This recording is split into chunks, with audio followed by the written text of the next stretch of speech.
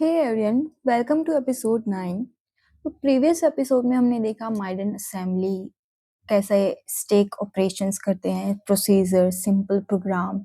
But अब एक question है कि अगर कोई आपको कहे कि आपको कोई बड़ा प्रोग्राम लिखना है और सिंपली एक कैलकुलेटर बनाना है, तो आपको बहुत सारी असेंबली लैंग्वेज में कोड लिखना पड़ेगा, like push dot 3, push dot 5 और ऐड जस्ट फॉर एडिशन। और अगर आपको पूरा कैलकुलेटर बनाना है तो आपको पूरा सारे ऑपरेशंस लिखने पड़ेंगे, right?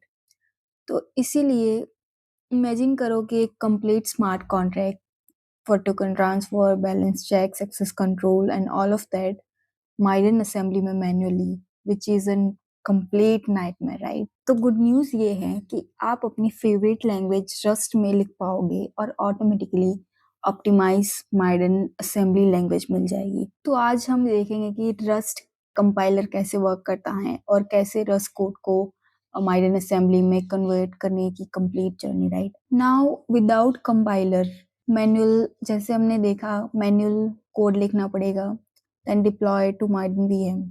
Problems are time consuming, error generate होंगी, hard to maintain and no high level abstraction क्योंकि आपको low level language में लिखना पड़ेगा. With compiler, developer has to write code in Rust familiar language. This Rust code will be compiled into Maiden assembly automatically and then ये deploy होगा Maiden VM में. So Rust के benefits, as you all know, this compilation will give results in fast developments, fewer errors, easy to maintain, used as features and libraries. Now, as you all know, Rust, how beneficial Rust is.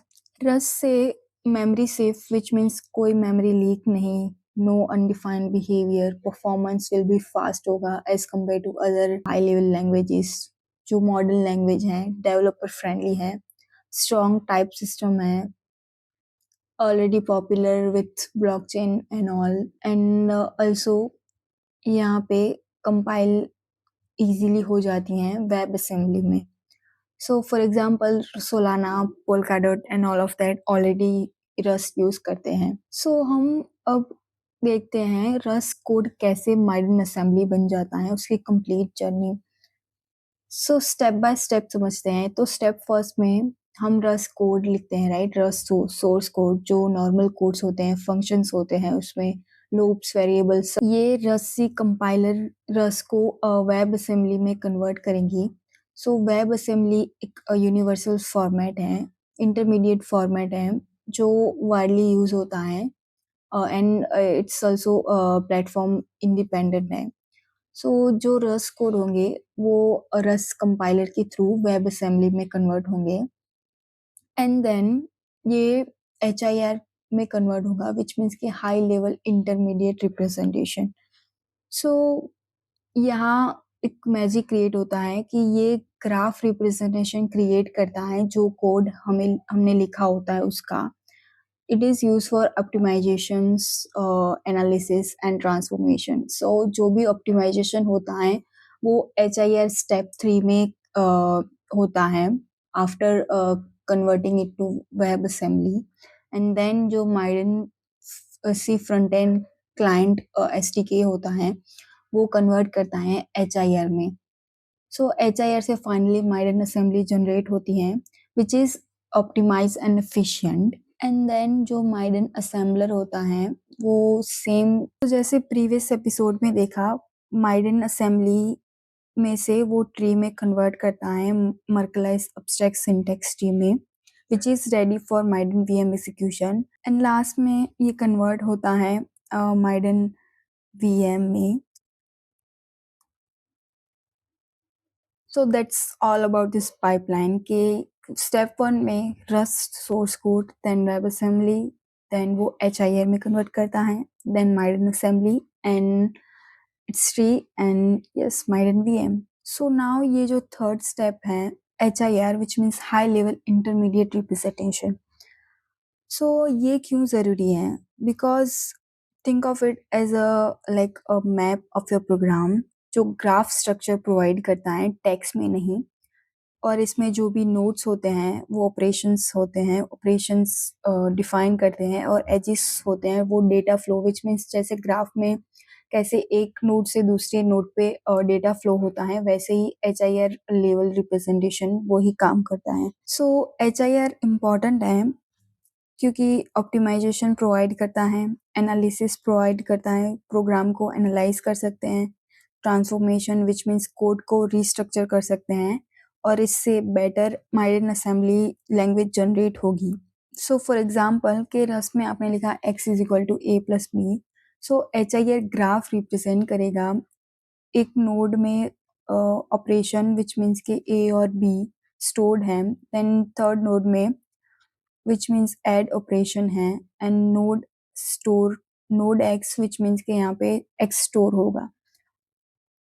तो ऐसे ही जो crust code होंगे वो HIR में convert होंगे, जो code होंगे web assembly में से, ये वेब असेंबली कोड में से, रस्ट में से वेब असेंबली कोड, और वेब असेंबली कोड में से HIR ग्राफ में कन्वर्ट होंगे for better representation and optimization के लिए। So this HIR is inspired by multi-level intermediate representation, जो इंडस्ट्री लेवल स्टैंडर्ड है, इसीलिए माइडन भी HIR को यूज करता है। नाउ एक क्वेश्चन है कि इतने सारे स्टेप्स क्यों यूज करता है maiden. So benefits of multi step pipeline it is language independent. जो भी लैंग्वेजेस हैं वो लैंग्वेज एक साथ में डिपेंडेंट नहीं है एक दूसरे के साथ, वो सारी इंडिपेंडेंट है। प्रूवन टेक्नोलॉजी, जो वेब असेंबली एक स्टैंडर्ड है जो इंडस्ट्री लेवल में यूज होती है। HIR जैसे हमने देखा मल्टी लेवल इंटीग्रेटेड रिप्रेजेंटेशन से इंस्पायर्ड है। सो दिस इज हाउ वो प्रूवन टेक्नोलॉजीज यूज करती है। Better optimization with rust client, now वो बेटर ऑप्टिमाइजेशन प्रोवाइड करती हैं, and that is why it is easier to maintain. So ये rust client के कुछ SDKs देखते हैं। For example you can install and check docs of Miden के यहाँ पे कैसे आप इंस्टॉल कर सकते हो रस्ट क्लाइंट और कैसे यूज कर सकते हो, everything is provided here. And also आप टाइपस्क्रिप्ट के साथ फेमिलियर हो तो आप टाइपस्क्रिप्ट क्लाइंट भी यूज कर सकते हो, और टाइपस्क्रिप्ट में भी माइडन SDK यूज कर सकते हो, which is this one, Demox labs Miden SDK। तो अगर आप टाइपस्क्रिप्ट के साथ फेमिलियर हो तो आप ये माइडन SDK यूज कर सकते हो from npm install, and then you can just start building with Maiden। and अगर आप रस के साथ फेमिलियर हो तो आप रस का क्लाइंट यूज कर सकते हो, and you can just check installation के कैसे आपको पहले माइडन VM में कैसे आपको माइडन इंस्टॉल करना है, Rust compiler and everything is provided in the documentation. As I mention earlier कि ये फंडामेंटल सीरीज है, इसलिए हम डेवलपमेंट में बहुत नहीं जाएंगे। माइडन डेवलपमेंट हम नेक्स्ट सीरीज में कवर करेंगे। ये सिर्फ फंडामेंटल नॉलेज थी कि कैसे माइडन रस्ट कंपाइलेशन यूज करता है और कौन से SDKs यूज करता है। So you can check out the docs for more information. So आज हमने देखा माइडन का रस्ट क्लाइंट कैसे कंपाइलेशन होता है, कैसे रस्ट से web assembly to HIR to Maiden assembly, and then HIR to Maiden assembly to Merkle's abstract syntax tree, and then Maiden VM, and all of that कैसे work करते हैं, कैसे graph representation better optimisation के लिए use होता है। And या this was all about this episode.